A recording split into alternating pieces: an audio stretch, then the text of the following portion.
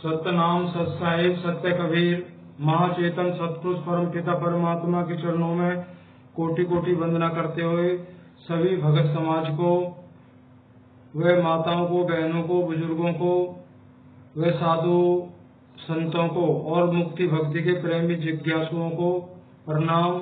जय गुरु महाराज की। आज रमैनी नंबर 22 प्राचीन मूल ग्रंथ बीजक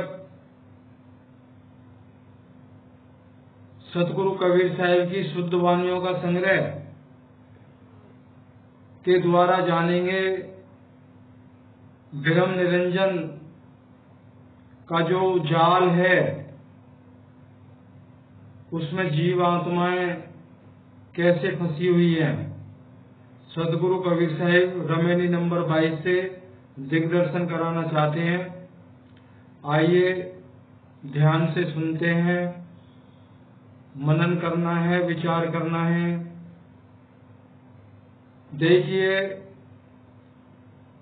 ये कोई आनंद लेने का विषय नहीं है। क्यों?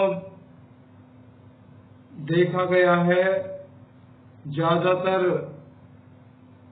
भाइयों को सत्य जो है बहुत ही ज्यादा कड़वा लगता है। कड़वा तो है, लेकिन कुछ भाइयों को बहुत ही ज्यादा कड़वा लगता है। तो उनसे विनती है, आग्रह करूंगा, देखो, सुनना नहीं सुनना वो आपका स्वयं का विचार है, समझ में नहीं आता है, कोई बात नहीं। जो आपके सामने बीजक के माध्यम से सुनाया जा रहा है, कृपया करके उन शब्दों में तर्क वितर्क मत करिए। ये आपसे आग्रह किया जा रहा है, उन शब्दों में तर्क वितर्क मत करिए। अगर कुछ उल्टा सीधा बोलना है तो सेवक हाजिर है, खूब बोलिए, कोई दिक्कत नहीं है। लेकिन शब्दों के लिए इसलिए मना किया जा रहा है, साहिब की वाणियों में अगर तर्क वितर्क करते हैं आप सतगुरु कबीर साहिब की, तो साहिब ने बड़े स्पष्टीकरण किया है कि हम में से जो भी भाई अगर ऐसा करता है, चाहे वो गुरु पद पर आसीन है या मेरे जैसा, इस सेवक जैसा कोई तुच्छ है, तो उसकी गति वहां होगी जहां कोई नहीं जाना चाहता। इसलिए सबको सतगुरु कबीर साहिब की वाणियों पर विश्वास करना बहुत जरूरी है। चलो या ना चलो वो एक अलग बात है, लेकिन सत्य कबीर है और कबीर ही रहेगा। उस सतनाम, उस भेद को, उस गुप्त धन को देने वाले सतगुरु कबीर साहिब हैं केवल। इसलिए बड़े प्रेम से सुने। अच्छा नहीं लगता है तो कोई बात नहीं, इसमें कोई बुराई नहीं है। क्यों? सबको अच्छा लगेगा तो यहाँ कौन रहेगा? सब नहीं जा सकते सतलोक। हाँ, इतना बिरले का नाम आता है तो हम ये तो सोच सकते हैं, जब कोई बिरला ही सत्य मार्ग पे चल सकता है तो हम क्यों बेकार में मेहनत करें? नहीं, हम विचार भी कर लेते हैं तो हमारा ये मूल बच जाता है। मूल क्या? पंच महाभूतों से बना हुआ ये शरीर। तभी तो इसको अनमोल, देव दुर्लभ, हीरा जैसा तन किस लिए कहा गया? केवल यही मुक्ति द्वार है। अगर ये प्राप्त हो जाता है तो इस बंधन से मुक्त होने का रास्ता इसी में है, इसके अलावा किसी भी जूनी में नहीं है। इसलिए सतगुरु कबीर साहिब ने कहा है, कहा करे हम आए के और कहा करेंगे जाए, इसके भय न उतके, चाले मूल गंवाए। तो इस मूल को भी गंवा के चले जाएंगे हम।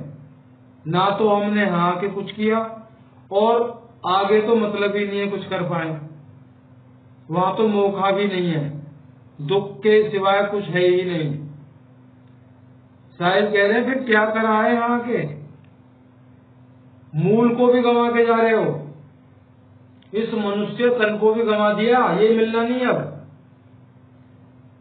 कम से कम सतगुरु के वचन को सत्य मान के सुन तो लो, थोड़ा बहुत विचार भी कर लीजिए, भाई यही सत्य है। जिसके अंदर ये घट गया कि केवल यही सत्य है और सारे क्रियाकलापों को उसने छोड़ दिया, सतगुरु के सिद्धांत को सत्य मान लिया, तो उसका मूल बच गया, लाजमी बच गया। अगला तन मिलेगा उसको मनुष्य का, उसमें उसको जरूर भक्ति की दया कृपा करेंगे सतगुरु का विषय। इसलिए सबसे आग्रह है, सुनिए प्रेम से, जितना सुना जाए प्रेम से सुनिए। जिन भाइयों को अच्छा नहीं लगता है उनका भी स्वागत है। कृपया वाणियों, सतगुरु की वाणियों में तर्क वितर्क कभी मत करना।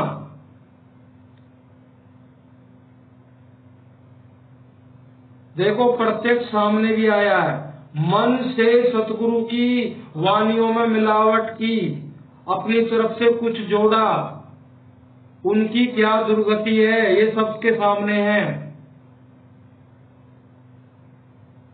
हमें कोई हक नहीं है। जो साहिब लिख गए हैं उन्होंने कहा है ना, तू कहता कागज की लेखी, मैं कहता आंखों की देखी। साहिब ने जो देखा है, उन्होंने प्रलय को भी देखा है और रचना को भी देखा है, सब कुछ उन्होंने देखा है।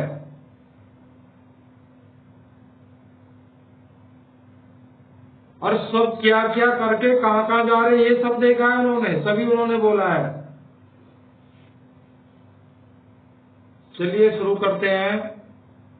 रमैनी 22 साहिब का शब्द है, अलख निरंजन लखाए न कोई, जे बंधे बंदा सब लोई, जे ही झूठे सब बांधवयाना, झूठा वचन साच कुमाना, धंधा बंदा कीनु व्यारा, कर्म विवर्जित बसे निन्यारा, सट आश्रम और दर्शन कीना, सट रसवास सटेव सुचीना, चारि विरक्ष छो शाखा बखानी,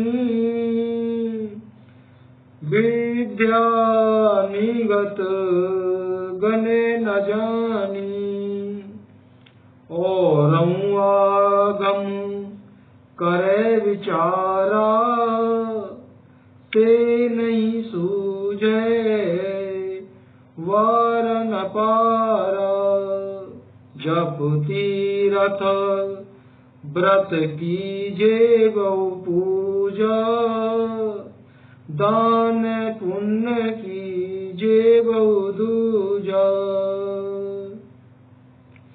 तो प्रेमी सज्जनों, ये तो साहिब की रमैनी का शब्द हुआ। अब साखी है, मंदिर तो है नेह का, मति कोई बैठो धाय, जो कोई बैठे धाय के, बिन सिर सेती जाए। देखो साहिब की वानियां अनंत भाषा शैली में उन्होंने बोली है। क्यों? साहिब हमारे कबीर का मतलब सब घट वासा कबीर का, वो सबके घट में है। जो जिस भाषा को जानता है उन्होंने उसी भाषा में उनको सत्य उपदेश दिया। सब जानते हैं, साहिब पढ़े लिखे नहीं थे। मसीह कलम छुओ नहीं, एक वाणी में आता है ना, तो उन्होंने कोई कलम दवात हाथ में नहीं ली, तो अनंतों भाषा शैलियों में उन्होंने ज्ञान दिया। ये थोड़ा थोड़ा हम समझ लेते हैं, मिलती जुलती है, लेकिन अगर साहिब अगर केवल शब्द ही धनी धर्मदास जी से लिखवा जाते, उनका भाव नहीं सामने होता, तो कोई भी ज्ञानी इसकी व्याख्या कर ही नहीं सकता था। जो बीजक मार्केट में प्रचलित हैं, उनमें मन कल्पित जो समझ में आया वो उन्होंने उन शब्दों का अर्थ निकाला और रचना कर दी। इसलिए वो पूर्णतया वो सत्य नहीं है।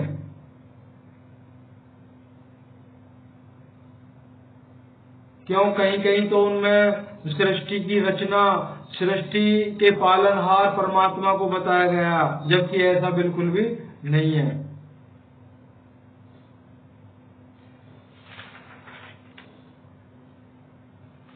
निरंजन और उसके कर्म बंधन का वर्णन, कैसे कर्मों में बांधा है जीव को।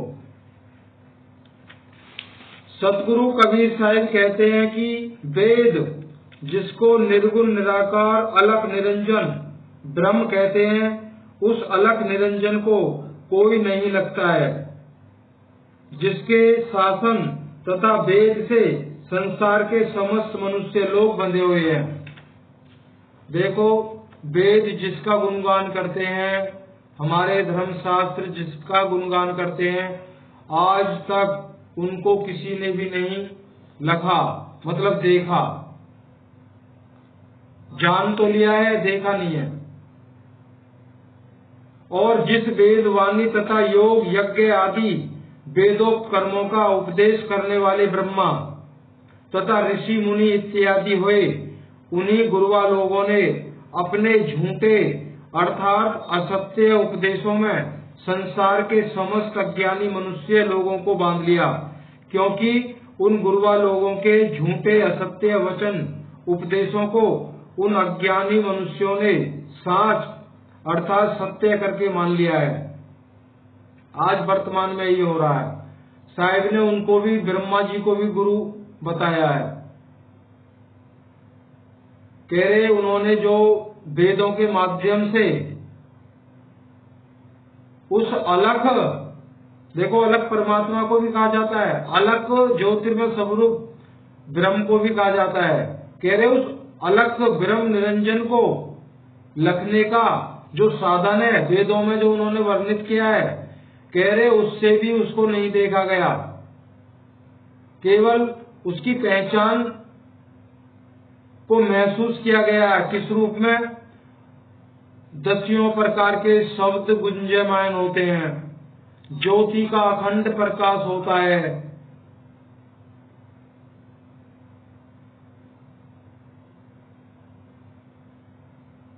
राम शब्द की उत्पत्ति वहीं से हुई है। कहते हैं राम से बड़ा राम का नाम।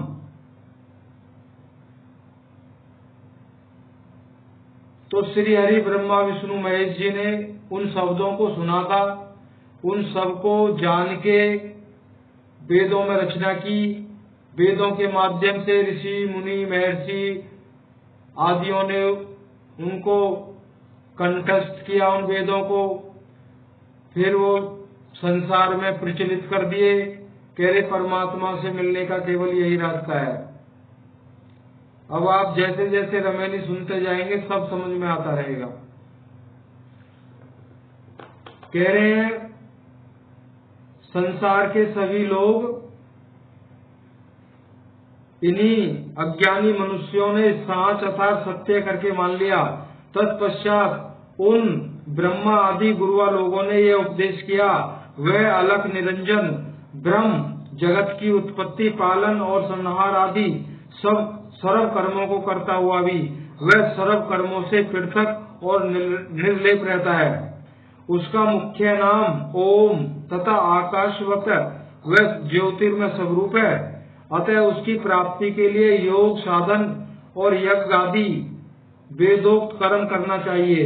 इस प्रकार उन ब्रह्मा आदि उपदेशक गुरुवा लोगों के उक्त उपदेशों को सुनकर समस्त मनुष्य लोग उन्हीं योग, यज्ञ, तप, जप, व्रत इत्यादि के साधन रूप क्रियाकलाप कर्मों के धंधों में बंधकर वही व्यवहार अर्थात आचरण करने लगे। आज भी ज्यों क्या त्यों चल रहा है। सत्य को कोई जाना नहीं है, वही वेदोक्त कर्मों में सब फंसे हुए हैं। कोई योग साधना करता है, परमात्मा की भक्ति के लिए क्या करते हैं? योग साधना, कोई भी मंत्र का जाप,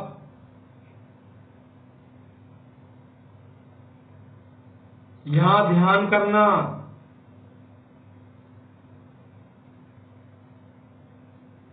तो साहिब ने कहा है ना, योगी योग करई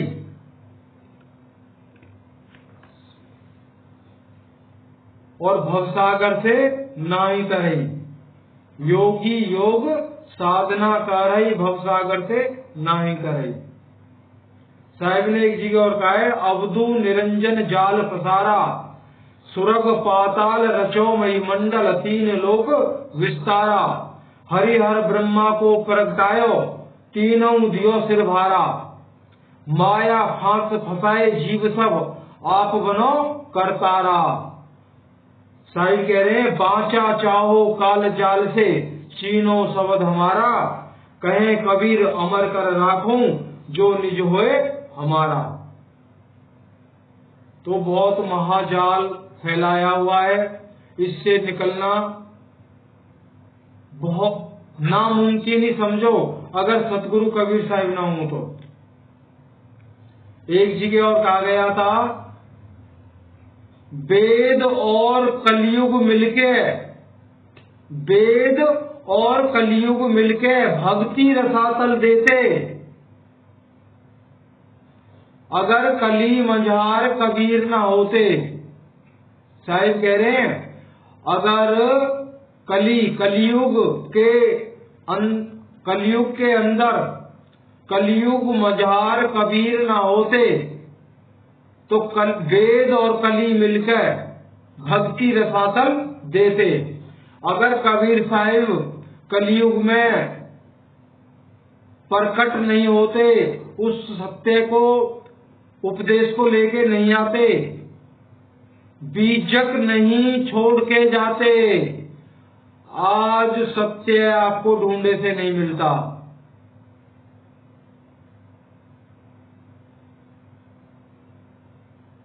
जैसे कहते हैं ना, कहीं धूप कहीं छांव, तो सत्य तो चारों युगों में भरपूर रहता है, लेकिन माया के झीना पर्दा, माया का पर्दा डलने से ये हमारी सूरत इसको ना तो देख पाती है ना सुन पाती है। हम देख कर भी अनसुना करते हैं ना, तर्क वितर्क करते हैं, झूठ पर तो हम करते नहीं कभी भी।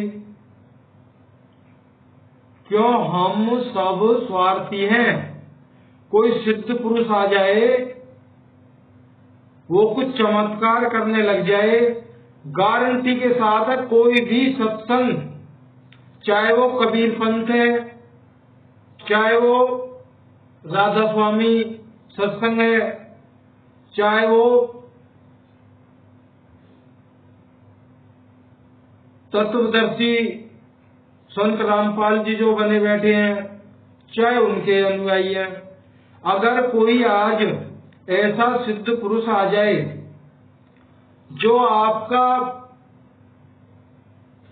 आदि और अंत खोल दे सिद्धियों के बल पे,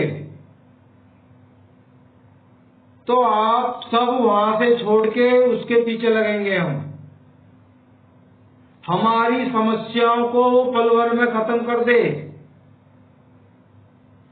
परमात्मा किसी को नहीं चाहिए। ये तो परमात्मा को तो खिलौना बना दिया गया है, बस इससे ज्यादा कुछ नहीं।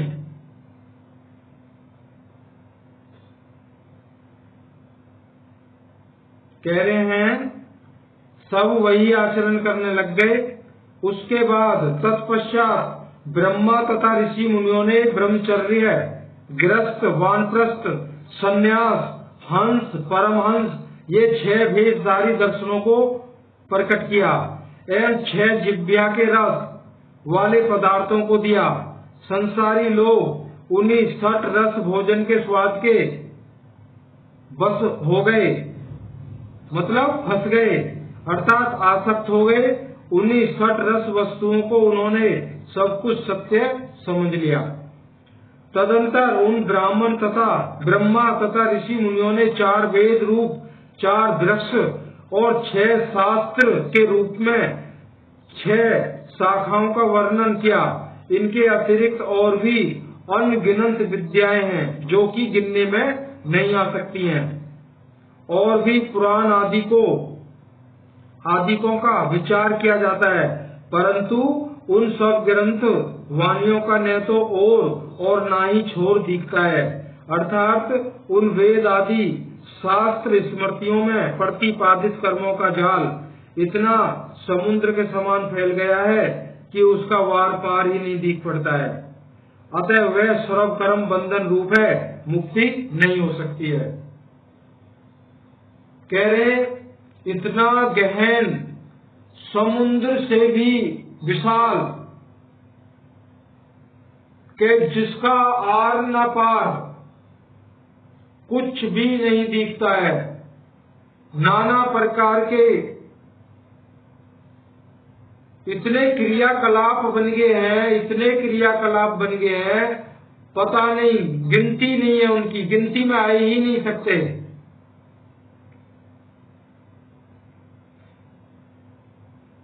कई भाइयों ने कमेंट्स में लिख के भेजा है,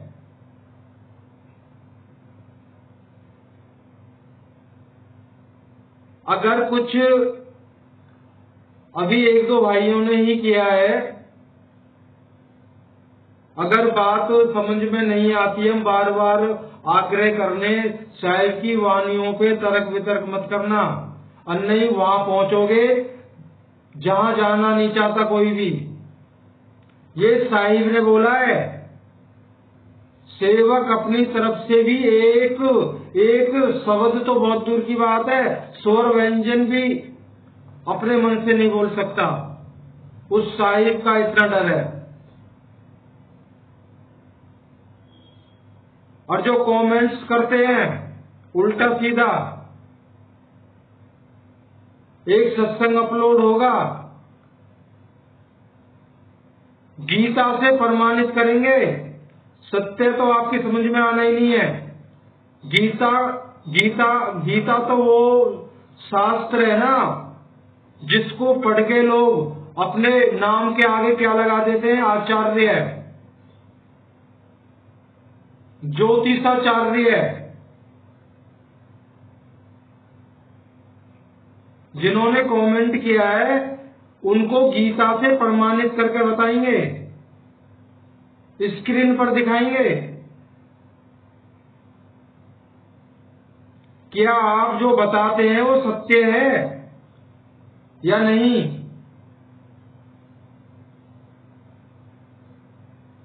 कम से कम सबसे आग्रह है, जो मेरे जिज्ञासु भाई हैं, आप गीता भी पढ़िए। देखो जीवन अनमोल है, ये एक बार छूट गया तो इसका मिलना मुश्किल है, हम सब इस बात को जानते हैं। कम से कम इतना तो कर लें, किसी भी सत्संग में जा रहे हैं मुबारक है, अच्छी बात है, जाना भी चाहिए। गुरु का मान सम्मान तो बहुत जरूरी है, जो उनके पास में ज्ञान है वो दे रहे हैं, लेकिन स्वयं से भी कुछ अध्ययन कीजिए।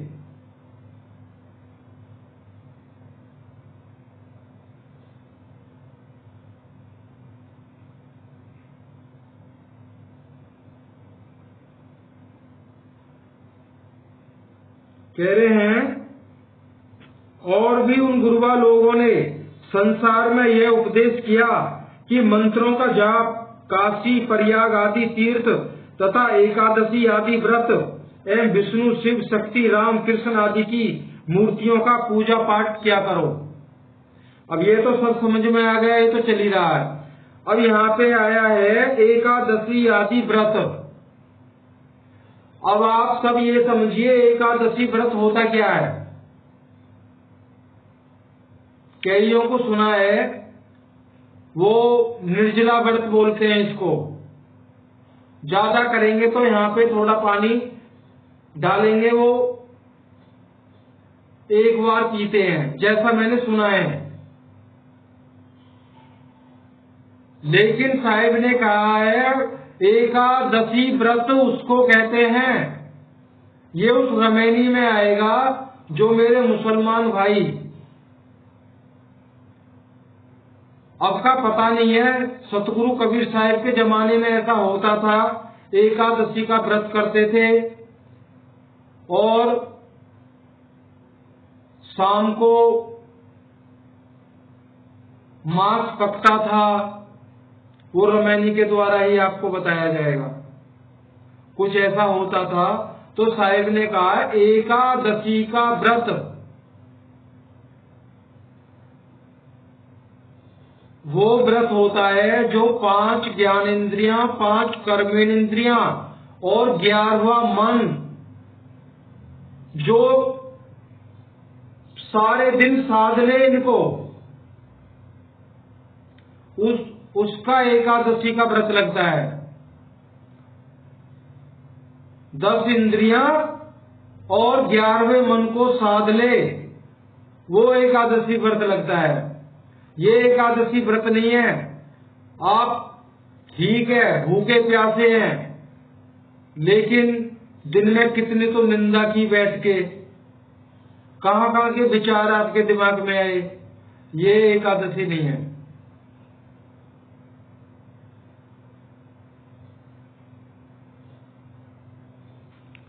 कह रहे हैं दूसरे प्रकार के बहुत से दान और पुण्य भी किया करो। ये भी वेदोक्त कर्म क्रिया है। दान भी किया करो और भी दूसरे पुण्य भी किया करो। सतगुरु कबीर साहिब कहते हैं कि यह उन ब्रह्मा तथा ऋषि मुनि आदि गुरुवा लोगों का जो उपदेश है वह सब आवागमन तथा जन्म मरण आदि बंधन में डालने वाला है। आप कुछ भी कर लीजिए, आवागमन से मुक्त नहीं होगे। महाभरम जाल है। अतः उन गुरुवा लोगों के उपदेश को संसारी लोग सत्य मानकर वह बड़े ही श्रद्धा प्रेम पूर्वक सेवन करते हैं। सब श्रद्धा से ही पूछते हैं। जो जहां भी जाता है वो बड़े श्रद्धा प्रेम से जाता है।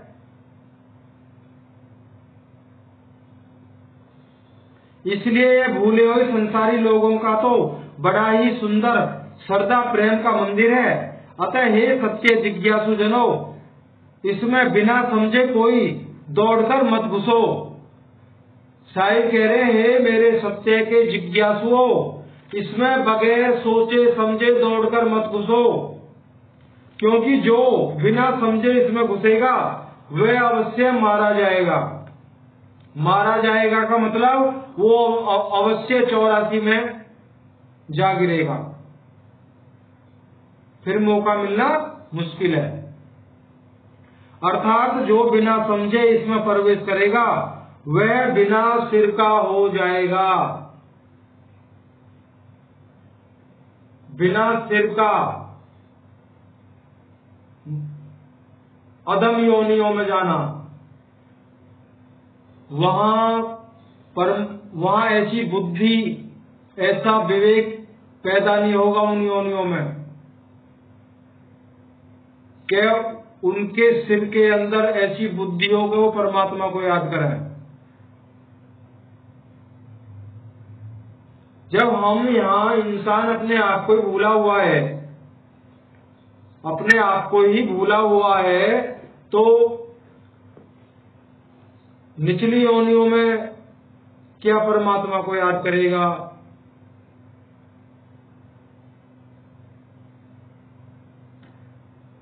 किसी मोह के रहते हुए हम उसी परिवार में आ जाते हैं, किसी गाय का बछड़ा बन के, किसी और जानवर से पैदा होके, क्यों हमारा मोह उस परिवार में था। साहब ने एक वाणी बोली थी, बैल बने हल में जुते ले गाड़ी में अधीर, तेली के कोलू रहे पुनः घेर कसाईलीन।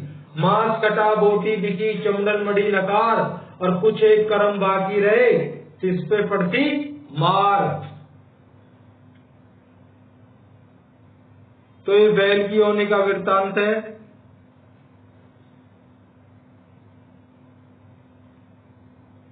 कोई जीव मोहवश उसी परिवार में आया, गाय का बछड़ा बन के। जो वो सियाना हो गया, उसी के नाती पोती उसको हल में जोत रहे हैं, उसको मार भी रहे हैं। तो साहेब ने जब ये देखा तो कह रहे, देखो क्या अचरज लीला, ना तो मारने वाले को पता मैं किसको मार रहा हूं, ना पिटने वाले को पता मुझे मार कौन रहा है। वो नाती पोती जो थे उनका दादा था, तो कुछ ज्यादा ही मोह ममता थी, भजन ध्यान कुछ किया नहीं। तो कहते ना, जहां आशा तहां वासा। तो उसी घर में उसकी आस थी, अंत समय उसी में उसको जन्म मिल गया गाय के बछड़े के रूप में। जो हल में जोता, खूब जोता, जब वो उसके लायक नहीं रहा तो तेली का खरीद के ले गया। तेली के वहां खूब चक्कर काटता रहा, जब उसके भी लायक नहीं रहा तो पुनः घेर कसाई ली। तो कसाईयों ने घेर लिया, कसाई खरीद के ले गए। तो आप सब जानते हैं फिर आगे क्या हुआ है। मांस कटा बोटी बिकी चमड़न मड़ी नकार। जो चमड़ी थी उसके बड़े बड़े नगाड़े बन गए, ढोल बन गए।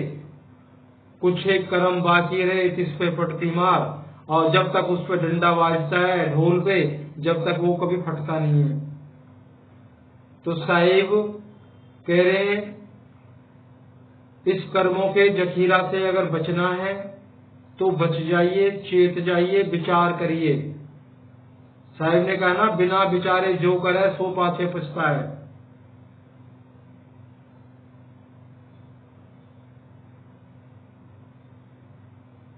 साहिब ने एक जगह कहा है, बिना आधी साखी कबीर जो निर्वारी जाए।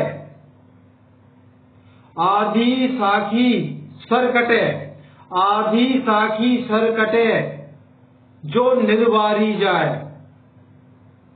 साहिब ये बोल रहे हैं, अगर कोई मेरी आधी साखी पे विचार कर ले तो उसका सर कट जाएगा।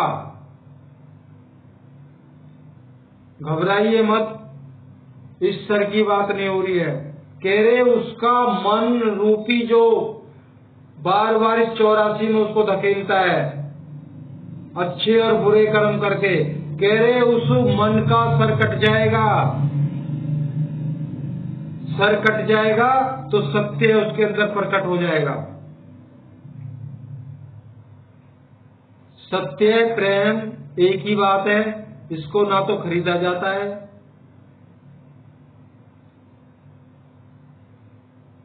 ना कहीं इसको किसी भी तरीका से इसको पाया नहीं जा सकता। अगर हम अपने विषयों को साध लें, जैसे जैसे साधेंगे, ये अंदर साहिब जो बैठे हैं हमारे घर में, उन्हीं के कृपा प्रसाद से धीरे धीरे प्रेम बढ़ता रहता है और विषय विकार घटते रहते हैं।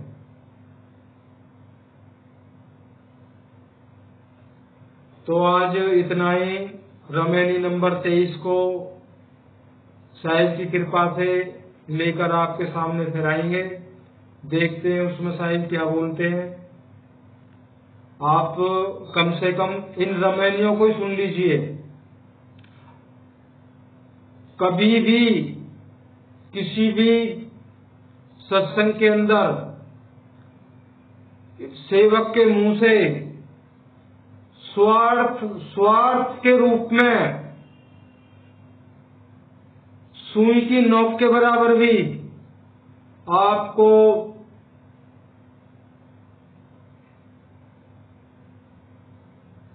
मौका ही नहीं मिलेगा कि आप ये सोच सकें कि इस सेवक का सत्संग अपलोड करके हमारे सामने रखना, हमको सुनाना, इसके पीछे इनका उद्देश्य क्या है, आपको कतई भी नजर नहीं आएगा।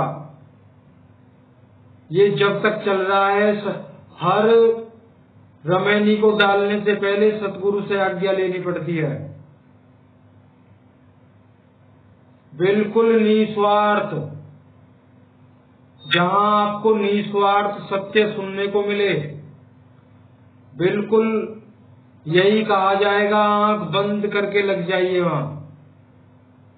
अगर जहां दान पुण्य दक्षिणा भंडारा आदि आदि क्रियाओं को बताया जाए, वहां आपको सत्य मिलेगा ही नहीं। इसलिए हाथ जोड़ के विनती है, किसी को बुरा नहीं लगे। साहिब ने केवल एक ही सेवा बताई है, मेरे सत्य उपदेश पे दृढ़ता से चलना, और कोई वैरागी अगर आपको मिलता है, उसको प्यार से सत्य शब्द उसके सामने रखना। इससे बड़ी कोई सेवा नहीं होती सतगुरु की।